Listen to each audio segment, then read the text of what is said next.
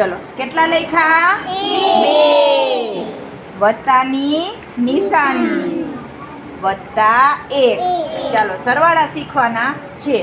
2 છે 1 2 કેટલા ઉમેરવાના છે? 1 તો 1 ઉમેરી દીધો. હવે મોતી ગણો કેટલા છે? 3 સરસ. તો આપણે કરવાના તો ગળે 3. ચાલો હવે હજી એક શીખવાડી દઉં.